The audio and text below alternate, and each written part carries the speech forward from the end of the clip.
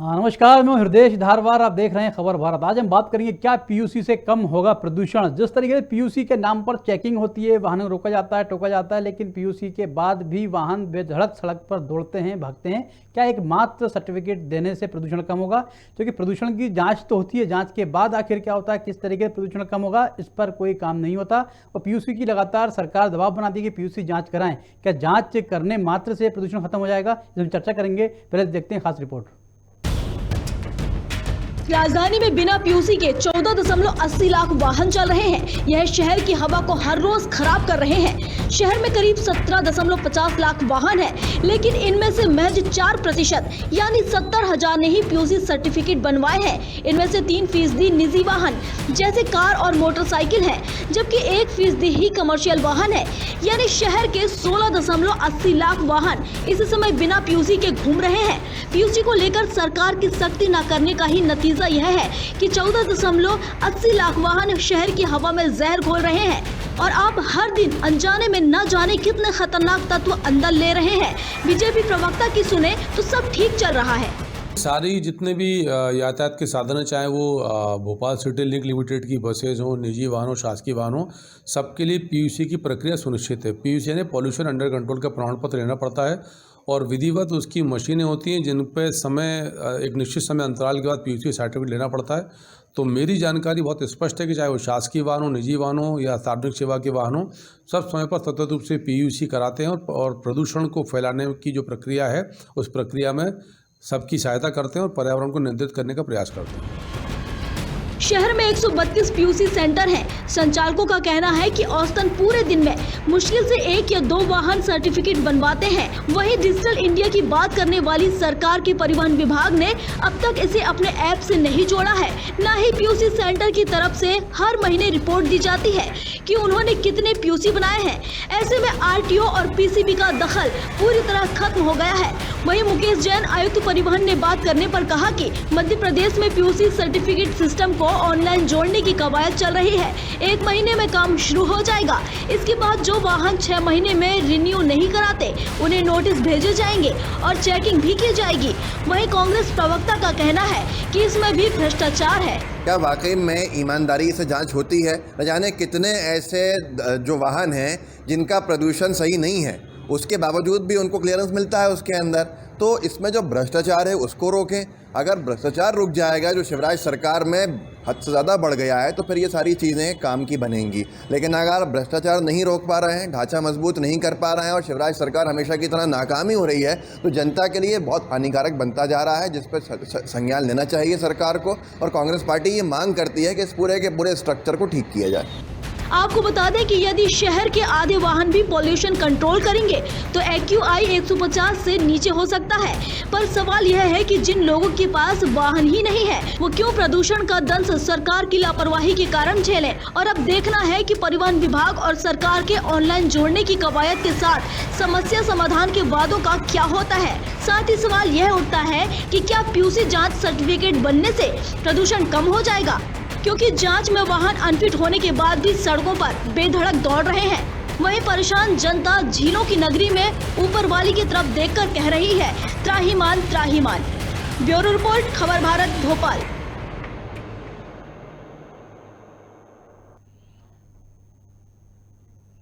तो देखा आपने जिस तरीके से पूरी सिस्टम है, पीयूसी बनाने के लिए दबाव बनाया जाता है, चेकिंग होती है, चेकिंग के बाद में किस तरह खेल होता है। कांग्रेस पार्टी का भी लगातार आरोप है कि भ्रष्टाचार होता है, तो सिस्टम जो है पारदर्शी नहीं है, दखल नहीं होता। और किस तरीके से पर्यावरण ठीक होगा, इसमें चर्चा करेंगे। कुछ खास मेहमान साथ जुड़े, परिचय करा दें आपका। हमारे स्टेट हेड पंकज गुप्ता जी। पंकज जी, स्वागत है आपका। और पर्यावरणविद हैं उमाशंकर तिवारी। तिवारी जी, आपका भी स्वागत है। तो शुरुआत करेंगे तिवारी जी आपसे ही। जिस तरीके से आपने देखा कि रिपोर्ट में कि पर्यावरण के नाम पर चीज़ें होती हैं कि पीयूसी सर्टिफिकेट कंपलसरी है, जांच करानी पड़ेगी, वाहन की जांच भी होती है, पर जांच के बाद वाहन का क्या होता है, क्योंकि पर्यावरण रिपोर्ट ठीक नहीं होती फिर भी वाहन सड़कों पर दौड़ते हैं। बात करें नगर निगम की तो वहाँ पर हज़ारों वाहन ऐसे हैं जिनका पीयूसी सर्टिफिकेट नहीं बना हुआ है, कंडम की स्थिति में सड़कों लगातार दौड़ रहे हैं। किस रूप में देखते हैं आप?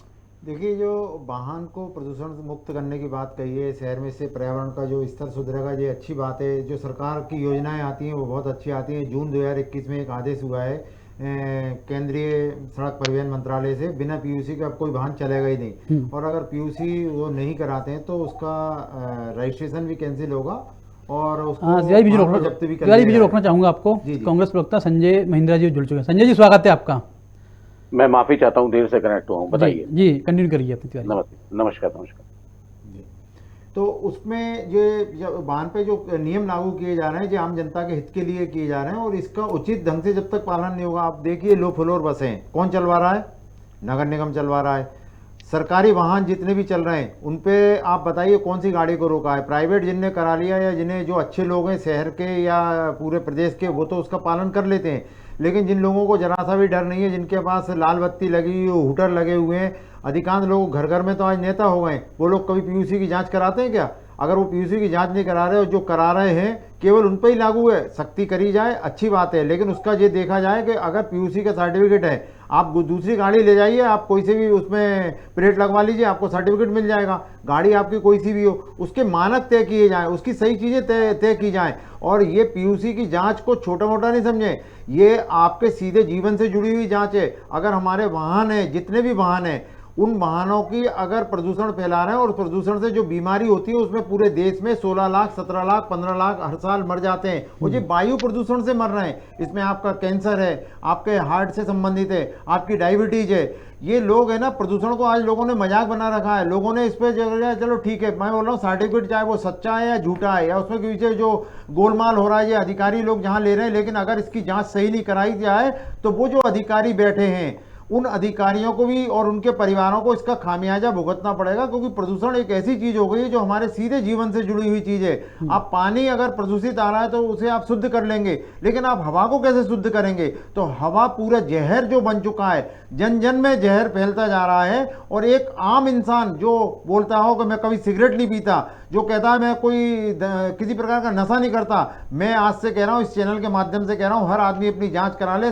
10 सिगरेट का धुआं उसके शरीर में निकल जाएगा, फेफड़े उसके कमजोर होते जा रहे हैं। क्यों? क्योंकि वाहनों का प्रदूषण, फैक्ट्रियों का प्रदूषण, जिसमें वाहनों का प्रदूषण रोज शहर में हमें सामना करना पड़ रहा है।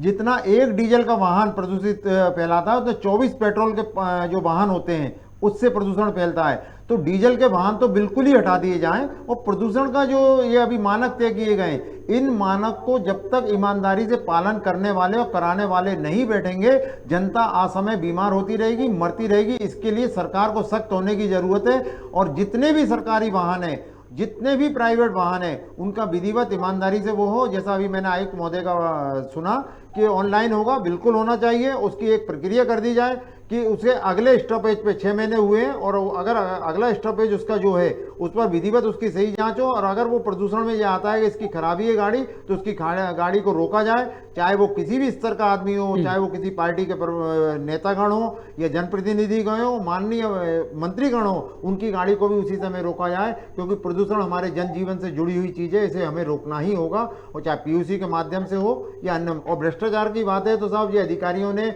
और राजनेताओं ने मिलकर एक गठजोड़ बना लिया है कि हम ये योजना लागू कर देंगे, आप कमा सको तो कमा लो। ठीक बात है। संजय जी, कितना सहमत हैं आप तिवारी जी की बातों से? जिस तरीके से पीयूसी सर्टिफिकेट के लिए दबाव बनाया जाता है, पुलिस खड़ी होती है, आम जनता को परेशान करती है कि सर्टिफिकेट दिखाइए, ये सर्टिफिकेट नहीं होता है, चालानी कार्रवाई भी होती है, लेकिन क्या सर्टिफिकेट बनाए जाने मात्र से प्रदूषण कम होगा? नहीं, देखिए, तिवारी जी की बात से मैं पूरी तरह इत्तेफाक रखता हूँ, और मेरा मानना है कि सरकारों को दृढ़ संकल्पित होना चाहिए अगर किसी समस्या का समाधान उनको स्थायी रूप से निकालना है, सबसे पहली बात।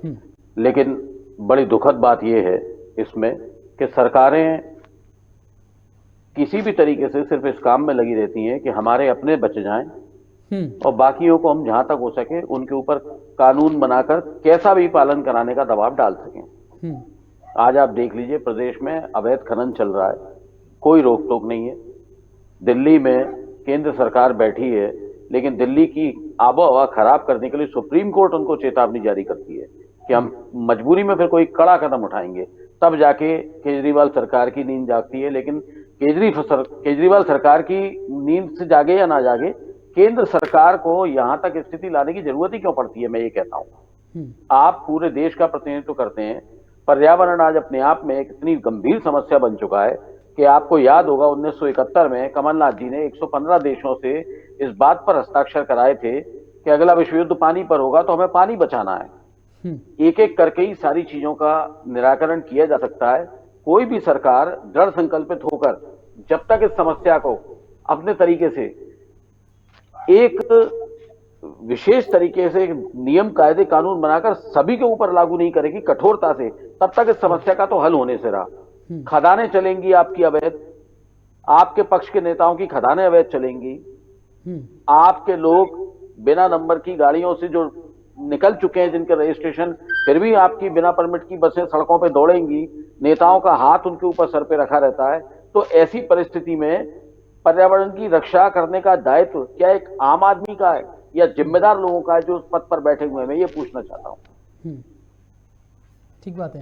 पंकज जी, बात है पॉलिसी से जुड़ी हुई, जिस तरीके से लगातार सरकार दावे करती है कि हमने प्रदूषण को ठीक करने के लिए, पर्यावरण को बचाने के लिए इस तरीके से एक नया नियम लागू किया है, पीयूसी सर्टिफिकेट जरूरी है, जांच होनी चाहिए वाहन, लेकिन जांच तो होती है पर जांच में कई वाहन अनफिट पाए जाते हैं, इसके बाद भी सड़कों पर दौड़ते हैं। बिल्कुल हृदय जी, देखिए ये ऐसा है कि जांच जो पीयूसी सर्टिफिकेट लेना अलग बात है और उसको जांच करना एक अलग बात है। हम आम सरकार दबाव क्या दे रही है पीयूसी सर्टिफिकेट लेने का, उसमें फिट आ रहे हैं नहीं आ रहे हैं, उनके सर्टिफिकेट बन रहे हैं कैसे बन रहे हैं, ये इसको देखना जो यातायात पुलिस का काम है। अभी तक लंबे समय से आप देख रहे होंगे कि इस तरह का कोई अभियान चलाया नहीं गया, और यदि चलाया भी गया है तो कुछ गाड़ियों को एक कानापूर्ति टाइप करते दिखेंगे आपको जैसे। लेकिन जो है बहुत महत्वपूर्ण बात जो उठाई है कि सबसे पहले सरकारी वाहन ही इतने लाखों दौड़ रहे हैं हजारों की संख्या में शहर में, कि अगर उनकी ही जांच करा लें या उनकी ही पीयूसी सर्टिफिकेट सही करा लें तो एक बड़ा कारण जो प्रदूषण का है वो कम हो सकता है। हालांकि ये बात सही है कि प्रदूषण अकेले सिर्फ वाहन से ही नहीं हो रहा है, प्रदूषण के बहुत सारे और भी कारण शहर में दौड़ रहे हैं, क्योंकि मध्य प्रदेश की अभी जो स्थिति है वो दूसरे राज्यों के मुकाबले फिर भी काफी बेहतर है, क्योंकि यहाँ पे वाहनों की संख्या काफी कम है। यदि आप इंदौर जैसे शहर को छोड़ दें और भोपाल को भी काफी हद तक छोड़ दें तो बाकी शहरों में दूसरे राज्यों से काफी कम जनसंख्या का एक बोझ है, गाड़ियों का बोझ कम है।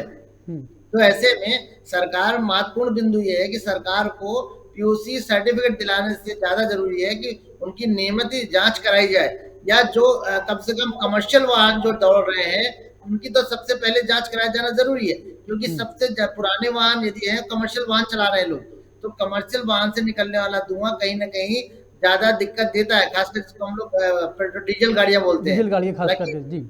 हाँ, जबकि आज जो है वर्ल्ड जो संधि हुई विश्व संधि के अनुसार जो है डीजल गाड़ियां सड़कों से हटानी है, लेकिन क्या है कि यदि सड़कों से हटानी जब तक नहीं हट रही है तब तक यदि हम इनके जांच प्रॉपर करें तो कहीं ना कहीं लोग प्रदूषण कम करने में या जो प्रदूषण फैलाती गाड़ियां दौड़ रही हैं शहर में उनको रोकने में मदद मिलेगी। बिल्कुल तिवारी जी, जैसे पंकज जी ने बात कही कि एक संधि एक हस्ताक्षरित हुई है, उसके माध्यम से सब चीज़ होनी चाहिए, तो डीजल गाड़ियाँ कमर्शियल व्हीकल्स हैं, चाहे बड़े बड़े ट्रक्स हों या ट्रांसपोर्ट व्हीकल्स हों, उनकी भी जांच ठीक से नहीं होती, कोई कार्बन छोड़ते हैं। और यदि सरकार ठीक से जांच कर रही है तो सड़कों पर कैसे वाहन दौड़ रहे हैं? देखिए, सड़कों पे वाहन जो बात कही है मैं उससे सहमत हूँ कि सबसे ज़्यादा कमर्शियल वाहनों का बहुत धुआं होता है। जो रोज़ाना देखते हैं कि ये जो आजकल लोडिंग ऑटो हैं ये चल गए हैं, मेरे को नहीं लगता कि इनके अगर यहाँ भोपाल में जितने चल रहे हैं उनमें से 10% के पास भी प्रदूषण की जांच कराई होगी या करने जाते होंगे। और ट्रकों की तो बात ही छोड़ दी जाए, आपको कई बार इतना काला धुआं दिखता है कि आगे गाड़ी कौन सी जा रही है समझ में नहीं आता, नंबर तक नहीं दिखते। इस प्रकार से जो माहौल है ये रोजाना ही देखने को शहर में कहीं ना कहीं मिल जाते हैं। लेकिन अब आदमी को कहे किससे, जो जिम्मेदार विभाग है उनके पास इसको देखने की समय नहीं है, और उनके पास समय ना होना ही आम आदमी का जीवन कम करता जा रहा है। हालांकि जो ट्रैफिक सिपाही जो यहाँ खड़े रहते हैं वहाँ उनसे पूछिए क्या हालत हो जाती है। और ये जो मास्क आज हम लगा रहे हैं, आज हमारी जरूरत बन गई है कोरोना से बचने के लिए। अगर हमें जीवन बचाना है तो हमें प्रदूषण को अपने जीवन से वाहन के रूप में तो ऐसे हटा सकते हैं, अन्य जो प्रदूषण है वो तो अपनी जगह है ही है, जिनका उल्लेख आज मैं नहीं करूंगा क्योंकि बहुत सारे विषय हैं प्रदूषण के, फैक्ट्री भी है, फटाके भी हैं और भी प्रदूषण की पराली भी है। और दिल्ली में इसको लेकर एक केंद्र सरकार द्वारा निर्णय भी लिया गया था, 1 करोड़ का जुर्माना और 5 साल की सजा होगी जो प्रदूषण फैलाएगा। लेकिन उसका भारी विरोध हुआ और कहीं ना कहीं राजनीतिक मंशाएं, चाहे वो केंद्र की सरकार हो या राज्य की सरकार हो, राजनीति के वजह से, अपने वोट बैंक के वजह से वो उचित निर्णय नहीं ले पाती हैं जो उन्हें लेना चाहिए। हालांकि बुद्धिजीवी बैठे रहते हैं सभी जगह, चाहे राजनीति हो चाहे अधिकारियों के लेवल पे, लेकिन उससे उनकी सही बातों को ना मानना है और वो जनता ही कराती है। और जनता को एक ये अभियान बनाना चाहिए। मैं तो बोल रहा हूँ अगले जो चुनाव हो उनके घोषणा पत्र में जो होना चाहिए, जो सरकार पर्यावरण की रक्षा करेगी, वो किसी भी प्रकार से पर्यावरण फैल रहा हो, चाहे पराली से फैल रहा हो या उद्योगों से फैल रहा हो या वाहनों से फैल रहा हो, जो इसके लागू करेगी। जनजीवन को पहले जनता को जिंदा रहने की बात करना चाहिए और जनता को जिंदा रहने के लिए ही ज्यादा काम करना चाहिए, तभी वो कुछ कर पाएगा। हालांकि केंद्र सरकार ने बोला था BS6 मानक की गाड़ियां आएंगी, वो चालू हो गई हैं और 5 आया नहीं। तो बहुत सारी चीजें ऐसी हो रही हैं और वो क्यों हो रही है, वो की जरूरत बन गई है आज। और अब जनजीवन को अगर अपना जीवन, अभी हम बोल रहे हैं फिर कोरोना की एक तीसरी लहर आएगी, ऐसी कई लहर आती रहेंगी। मैं आपको बता रहा हूँ उसमें बीमारी के नाम कुछ और हो सकते हैं, क्योंकि पर्यावरण इतना ज्यादा खराब हो चुका है, कई स्तरों से खराब हो चुका है। हमारे भोपाल में हजारों बड़े बड़े पेड़ काट दिए गए भोपाल को स्मार्ट बनाने के चक्कर में, जबकि भोपाल तो पहले से ही सुंदर था। सुंदर को स्मार्ट क्यों बना रहे हो? ऐसा स्मार्ट नहीं बनना चाहिए जिससे कि जनजीवन ही खराब हो जाए। आज भोपाल में भी बहुत प्रदूषित शहरों में भोपाल शामिल हो चुका है। जैसे दिल्ली में हमारे सुप्रीम कोर्ट के न्यायाधीश ने बोला था कि 15 बैग ले आओ और दिल्ली में विस्फोट कर दो जिससे जनता खत्म हो जाए। वो स्थिति हमारे पूरे देश में आएगी, क्योंकि विस्फोटक का रूप धारण कर चुकी है जो है प्रदूषण। उसको हटाना होगा, किसी भी स्तर से हम लोगों को हटाना होगा। बिल्कुल। हाँ संजय जी, जिस तरीके से कहा तिवारी जी ने कि वाकई ये स्थिति चिंताजनक है, आने वाले समय में और ज़्यादा स्थिति खराब हो सकती है। अब ट्रांसपोर्ट विभाग कह रहा है कि हम ऑनलाइन प्रक्रिया को अपनाएंगे, ऑनलाइन माध्यम से भी आप अपने वाहन का PUC करवा सकते हैं। ये PUC करना ही एक उद्देश्य मात्र नहीं है, क्योंकि आपको ठीक करना पड़ेगा। भाई यदि गाड़ी अनफिट है, सड़कों पर कैसे दौड़ रही है? सवाल वही है, चर्चा का विषय वही है। देखिए, मैं आपको इस बारे में एक अलग ही तथ्य की तरफ लेके जाता हूँ। किसी भी चीज के लिए, उसकी सुरक्षा के लिए, उससे जागरूक करने के लिए एक नीति बनती है और जिसकी नीति बनाती है सरकारें। हमारे इस विद्यालयों में पर्यावरण का सिर्फ एक जिक्र भर होता है। पर्यावरण को लेकर हम कोई उचित शिक्षा प्रदान करते हैं क्या? मेरे ख्याल से कभी नहीं करते। हमारे यहाँ के बच्चे जो भविष्य के युवा हैं, उनको जब पर्यावरण को कैसे बचाना है, कैसे संरक्षित करना है, इस बारे में कोई दिशा ज्ञान, उचित निर्देश नहीं जारी दिए जाते, क्योंकि सरकारों का ध्यान कभी सावरकर पढ़ाने पे लग जाता है, कभी वेद पढ़ाने पे लग जाता है। ये अच्छी बात है, आप जो पढ़ाना है पढ़ाएं, बहुमत में आपकी सरकार है, आपको जैसा ठीक लगे लगे। लेकिन आज जिस बात पर हम लोग बहस कर रहे हैं, सड़कें आप चाहे जितनी खूबसूरत बना दें, लेकिन सवाल ये उन पर जो वाहन चलेंगे उनके द्वारा फैलाए जाने वाले प्रदूषण को लेके आपके पास कोई रोड मैप तो है ही नहीं। आप जो भी रोड मैप बनाते हैं, उस रोड मैप का मखौल आप ही की सरकार के लोग उड़ाते हैं। आप ही के संरक्षण में पलती हैं ये गाड़ियां, आप ही के संरक्षण में सारे प्रदूषण विरोधी नियम तोड़े जाते हैं। और सबसे बड़ी बात, बहुत अच्छी बात कही तिवारी जी ने कि कोरोना की अभी तमाम लहरें आएंगी। कोरोना को लेकर जिस तरीके की भ्रांतियां फैली, जिस तरीके के नुकसान इस देश ने झेले, और अब उसके नुकसान हमको हमेशा झेलने, ये बात लगभग तय हो चुकी है। दिल्ली में केजरीवाल ने ऑड इवन कर दिया, तो क्या समस्या हल हो गई? पर्यावरण की रक्षा करने के लिए सरकारों को अपने निजी स्वार्थों से उठकर एक ऐसी ठोस और सार्थक नीति बनाना पड़ेगी जिसका पालन सभी लोगों को करना बेहद जरूरी है। वरना सुप्रीम कोर्ट आपको बार बार ऐसी चेतावनियां जारी करता रहेगा। आप कभी कृत्रिम वर्षा कराएंगे, कभी कुछ कराएंगे, कभी कुछ कराएंगे, लेकिन नतीजा निकलेगा वही ढाक के 3 बात। मेरी बात अगर गलत हो और साथी तिवारी जी सहमत हो तो बताएं।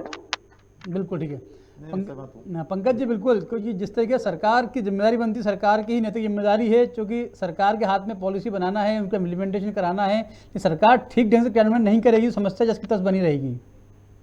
देखिए, पिछले अगर हम 2 दशक से ही देखें, भारतीय जनता पार्टी की सरकार देश ही देखें, तो हमको ऐसा लगता है कि, मुझे लगता है सभी को लगता होगा कि खासकर पर्यावरण को लेके हम लोग कभी गंभीर रहे नहीं बहुत ज्यादा। यदि पर्यावरण की बात करें तो सिर्फ हम पेड़ लगाने तक सीमित रह गए, वो भी इसलिए क्योंकि हम स्मार्ट सिटी बनाने के चक्कर में बहुत सारे पेड़ काट रहे हैं। तो जागरूक लोगों ने इसका विरोध किया, तो उस विरोध को दबाने के लिए सिर्फ हम पेड़ लगाने तक सीमित रह गए हैं। तो सुबह सुबह हम सिर्फ पेड़ लगाने, जो माननीय मुख्यमंत्री जी लगाते हैं, उसको देख के काफी लोग प्रेरित हुए हैं, पेड़ लगा रहे हैं। लेकिन जो प्रदूषण के और जो कारण है और जो वजह है, उनको लेके हम लोगों ने कभी बहुत सीरियस गंभीर रुख नहीं अपनाया सरकारों ने कोई। तो अभी आप देखो, आज भी जो है, अगर सिर्फ पेड़ की बात करें तो पेड़ लगा जरूर रहे हैं हम लोग, लेकिन वो पेड़ भी कितने जीवित बच रहे हैं ये भी एक बड़ा सवाल है। तो मैं बस इतना कहना चाहता हूँ कि आप ना, ये जनहित से सीधा जुड़ा मामला है, आम आदमी से सीधा जुड़ा मामला है और इसके परिणाम बहुत गंभीर हैं, जो आप शायद सभी विशेषज्ञ समझते हैं। तो कहीं ना कहीं सरकारों को इस पर विशेष एक अभियान चलाने की जरूरत है। ये बात सिर्फ एक प्रदूषण की नहीं है, बात यह है कि हम सबको बीमार बना रहा है और जब आपकी जनता बीमार होगी तो आपका विकास भी रुकेगा। तो जैसे मोदी जी हैं, पानी आप देखो, प्रधानमंत्री सफाई को लेके, स्वच्छता को लेके इतना जोर क्यों दे रहे हैं? क्योंकि स्वच्छता एक बड़ा कारण है आपके स्वास्थ्य का। अगर आप स्वस्थ रहेंगे तो ही देश आगे जाएगा और देश का विकास होगा, समाज का विकास होगा। तो सबसे ज्यादा जरूरी है कि हम स्वस्थ रहें और प्रदूषण कहीं ना कहीं हम इसमें एक बड़ी बाधा है, इसको दूर करने की जरूरत है। मैं अपनी एक कमेंट देना चाहूंगा। जी जी संजय जी, मेरा कहना यह है कि मैं सफाई अभियानों की तो प्रशंसा करता हूं, इसमें तो कोई दो राय नहीं। सफाई अभियान कोई सी भी सरकार चलाए, ये जरूरी नहीं है कि अगर वो भाजपा की सरकार चला रही है, कोई अच्छा काम कर रही है तो हम उसकी कांग्रेसी उसकी आलोचना करें। लेकिन मुद्दा ये है कि जो प्रधानमंत्री जो साफ स्वच्छ योजना का संदेश देते हैं वो शहर में कितनी जगहों तक सीमित रहता है, ये देखने की जिम्मेदारी किसकी है? आप स्मार्ट सिटी के नाम पर पूरा शहर खोद के डाल देते हैं, महीनों से धूल उड़ रही है, आपके प्रोजेक्ट न जाने कब पूरे होंगे, तब तक जनता उस धूल को नाक से मुंह से अपने अंदर खाएगी। नंबर एक, आपके पास कोई भी रोड मैप नहीं है किसी भी सरकार के पास। आज की तारीख में आप देखिए और समझने की कोशिश कीजिए इस बात को जी कि प्रदूषण एक तरफ, जो तिवारी जी ने कहा पेड़ लगाने की बात, उसको कम करने के लिए नेताओं ने एक नियम बनाया कि भाई हम 1 लाख पेड़ लगाने का, पौधारोपण का संकल्प लेते हैं।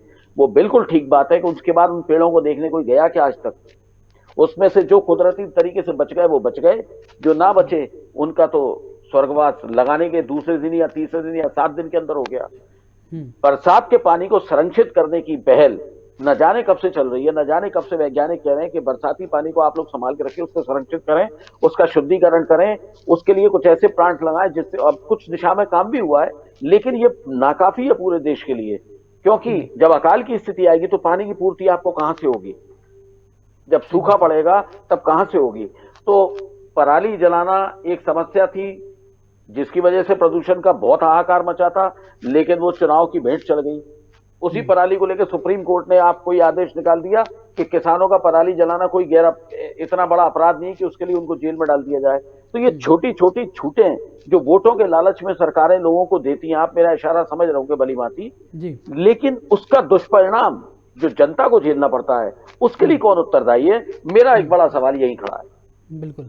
तिवारी जी, स्वच्छता हो, चाहे पर्यावरण हो, चाहे नैतिक शिक्षा हो, ये तमाम चीज़ें हमारी नैतिक शिक्षा के अंदर शामिल होनी चाहिए ताकि बच्चों को बचपन से ही संस्कार में चीज़ें मिलें और पढ़ाई लिखाई करके वे चीज़ को आत्मसात कर सकें। लेकिन ऐसा नहीं हो पाता।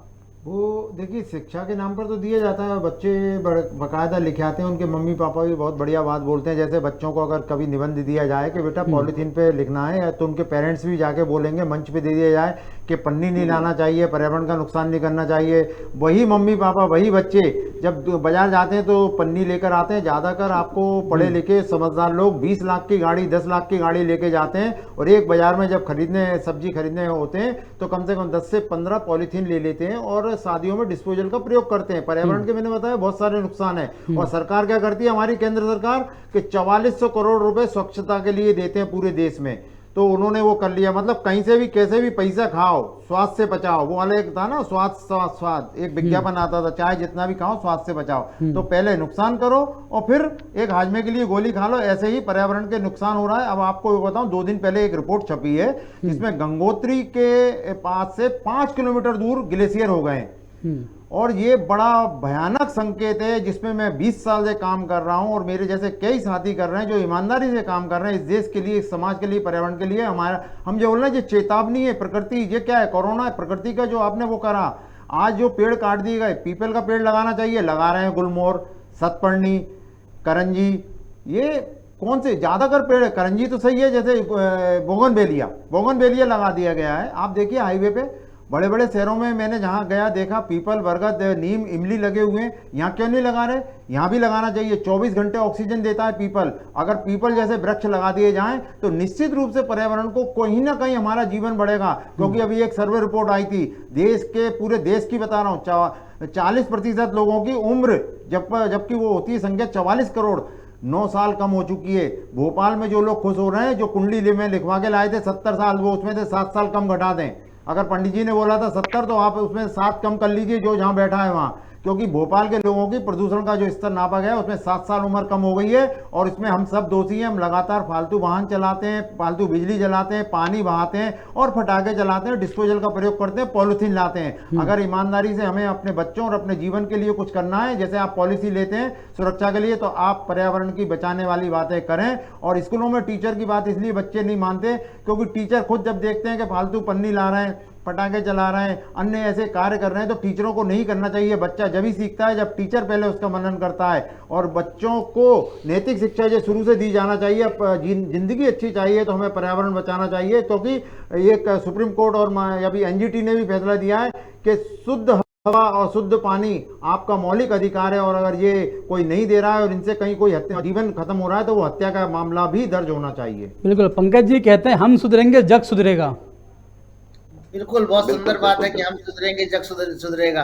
देखिए, जो बहुत अच्छी बात कही तिवारी जी ने, हमारे उमाशंकर जी ने, कि हम लिखना, बोलना और मंचों से बोल देना बहुत एक साधारण सी आम बात है, लेकिन उसका पालन करना वो उतना ही कठिन है जितना बोल देना आसान है। तो दोनों बहुत विपरीत स्थितियां हैं और अभी भी समाज में जागरूकता की बहुत कमी है। आज सिर्फ एक पीयूसी वाहन से ही हमारी पर्यावरण की समस्या हल नहीं होने वाली है। हालांकि फिर भी सरकार को इस पर भी ध्यान देना चाहिए। अगर आप प्रॉपर तरीके से जांच कराएंगे, सही तरीके से जांच कराएंगे, तो लोग कहीं ना कहीं इसके लिए प्रेरित होंगे। लेकिन फिर भी सरकार, अभी हमें इसको बहुत गंभीरता से लेने की जरूरत है।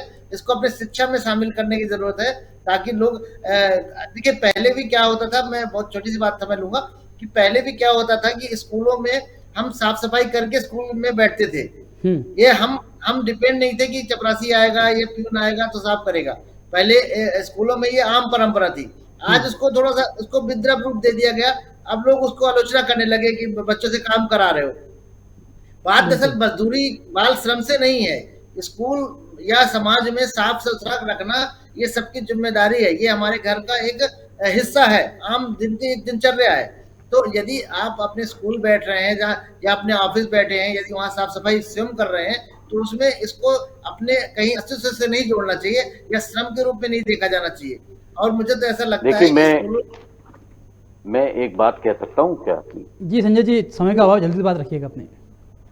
देखिए, पर्यावरण पर निबंध लिखवाना बंद कर देना चाहिए। पर्यावरण पर निबंध अगर लिखवाया जाए तो उसके लिए उत्तरदायी व्यक्ति को, जो निबंध लिख रहा है, उसके लिए एक ऐसी योजना भी उसके परिवार के लिए बने कि वो अपने बच्चों को एक उचित शिक्षा दे, पर्यावरण के प्रति जागरूक करे और उसके बाद उसका पालन करे। नंबर 1।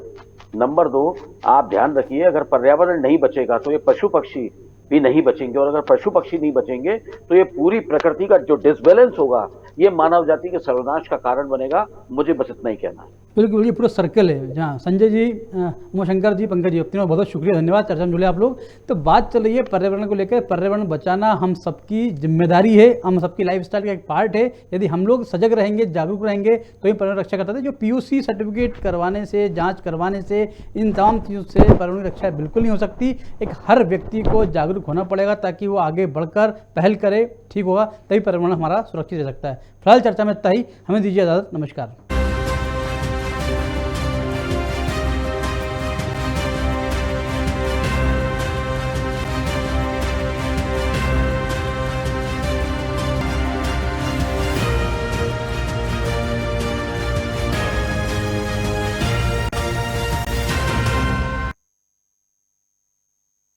अधिक जानकारी के लिए आप हमसे इस नंबर पर